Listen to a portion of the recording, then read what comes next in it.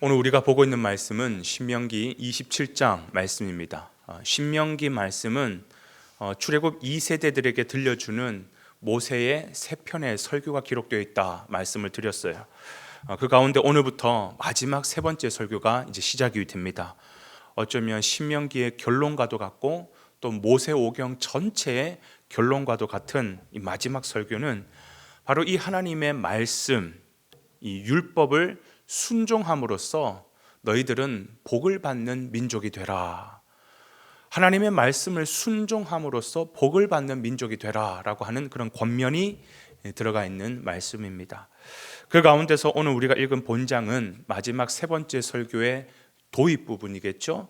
도입 부분으로서 제일 먼저 하나님께서 백성들에게 이러한 명령을 내리십니다. 뭐냐면 너희가 이제 곧 요단강을 건너 가나안 땅에 들어가게 되면 제일 먼저 큰 돌들을 세워다가 거기에 석회를 바르고 지금까지 내가 너희에게 일러줬던 모든 율법의 말씀을 새겨서 기록하여라.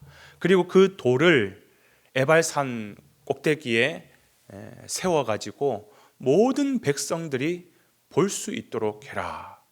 그리고 거기에다가 제단을 쌓고 하나님 앞에 제사를 드려라. 그렇게 말씀하고 있는 것입니다. 그렇습니다. 백문이 불여일견이라는 말이 있죠. 100번 듣는 것보다 한 번 보는 것이 훨씬 더 강력한 거다라는 겁니다. 그만큼 직접 눈으로 보는 것이 사람 마음에 강력한 이미지로 남고 오랫동안 기억이 되는 것이죠. 날마다 보고 기억하게 만드는 기억장치로 하나님께서 이 명령을 내리셨다라는 거예요. 그런데 이러한 명령을 단순히 구약시대에 나오는 옛날 방식이겠거니 이렇게만 생각하고 넘어갈 이야기가 아니라 오늘 우리에게도 굉장히 중요한 교훈을 주고 있는 말씀입니다. 세 가지로 한번 살펴보려고 하는데요. 첫 번째는 하나님의 말씀을 영원히 기억하라라는 차원이라는 겁니다. 하나님의 말씀을 영원히 기억해야 된다. 여러분, 하나님이 이렇게 율법의 말씀을 기념비로 만들어가지고 세우라라고 하는 의도가 뭘까요? 그걸 하나님이라 생각하고 그 앞에 절하고 엎드려 섬기면서 그걸 이렇게 영광 올려드려라 그런 의미겠습니까? 그렇게 되면 그건 이제 우상이 되는 거예요. 그래서 하나님은 이스라엘 백성들이 그런 우를 범할 수 있기 때문에 어떤 형상을 만드는 것 절대로 기뻐하지 않습니다. 십계명에도 말씀하잖아요. 하나님의 어떤 형상을 만들지 말라 그러잖아요. 그럼에도 불구하고 직접 이러한 명령을 내리시는 이유와 목적이 뭐냐? 율법을 영원히 기억하게 만드는 안전장치, 기억장치라는 것입니다. 여러분, 돌에다가 글씨를 새기면요, 그 글씨는 100년이 지나도 1000년이 지나도 지워지지 않습니다. 영원히 가는 것입니다. 마찬가지예요. 너희 백성들도 그렇게 영원히 하나님의 말씀을 기억해라라는 것입니다.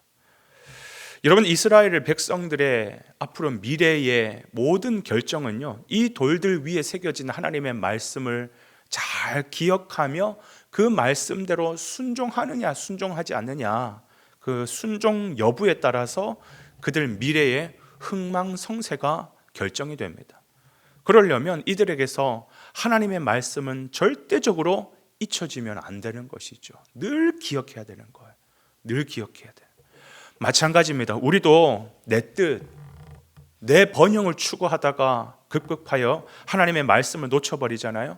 모든 것의 참된 근원이신 하나님을 놓치는 거예요. 말씀을 놓치는 것은 하나님을 잃어버리게 되는 것이고 그 결과는 패망입니다. 망하는 거예요. 그래서 사도 바울은 오늘 이 말씀을 근거로 신약에 넘어가면 이 신약을 사는 하나님의 백성들에게 어떤 명령을 하시냐면 이렇게 얘기합니다.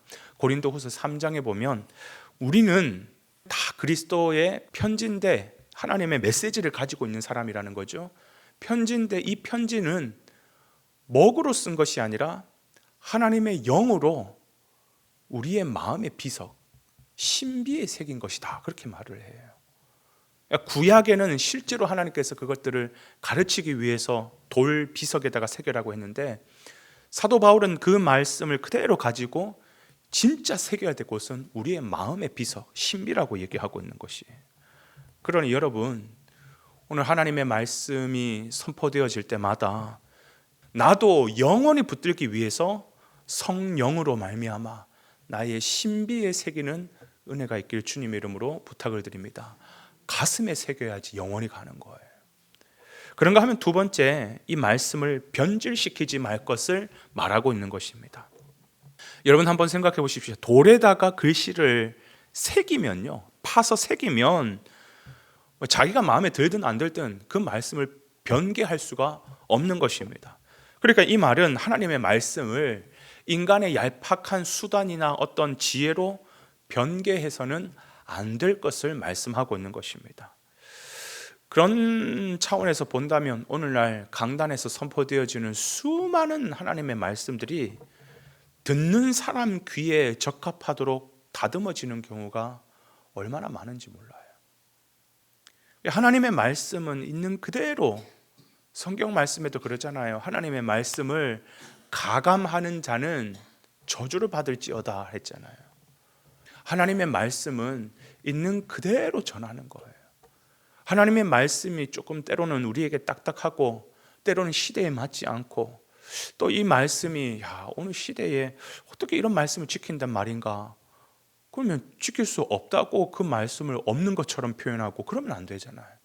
있는 그대로 전하는 거예요. 하나님의 말씀은 가감 없이 선포되어질 때 그때 말씀이 말씀대로 살아 역사하시는 것이고, 우리의 연약한 죄를 들춰내는 것이고, 그 말씀이 우리 하나님 앞에 우리를 인도하게 한다는 것입니다. 말씀을 변개하면 안 되는 것이에요. 마지막 세 번째로는 이 하나님의 말씀과 더불어 즐거워해야 된다라는 것입니다. 오늘 본문 7절의 말씀에 보면 이렇게 하나님의 그 말씀이 새겨진 큰 돌을 에발산에 세우고 뭐라고 하냐면 제단을 쌓고 먼저 하나님 앞에 화목제로 즐거워하며 제사를 드리라고 하는 거예요.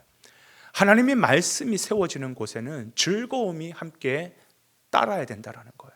화목제는 뭐냐? 즐거움이 있는 제사거든요. 기쁨이 있는 제사거든요. 여러분, 그러니 하나님의 말씀을 우리가 듣고 말씀을 배우고 말씀을 순종하고 말씀과 함께하는 삶을 힘들다, 괴롭다, 이거 또 해야 되나, 그렇게 생각하지 마시고 즐거워하시기를 주님의 이름으로 축복을 드립니다. 말씀을 즐거워해야 돼요. 그래서 진짜 하나님을 인격적으로 만난 사람은요, 그의 말씀을 사랑하게 되어 있습니다. 내가 사랑하는 사람과 대화하는 것이 시간 가는 줄 모르고 기쁘고 즐겁듯이, 그렇잖아요, 그죠? 내 사랑하는 하나님과 함께 그 주님 주신 말씀을 가지고 묵상하고 하나님과 교제하고 이 말씀을 알아가는 것이 즐거워야 되는 것이에요. 즐거워야 되는 것이에요. 그렇지 아니하고 사단이 들려주는 소리, 세상의 소리에 더 귀를 기울이고 더 마음이 빼앗겨 있다면 그는 사단의 자식인지 하나님의 자식인지 심히 고민해 봐야 되는 것입니다. 자녀는 부모의 음성 듣기를 기뻐합니다. 양은 자기 목자의 음성 듣는 것을 평안히 합니다. 하나님의 백성은 하나님의 음성을 즐거워해야 되는 것입니다. 하나님의 말씀 앞에서 여러분들의 영혼이 진정으로 즐거워하며 감사할 수 있는 그런 복된 저와 여러분 되시기를 주님의 이름으로 축복을 드립니다.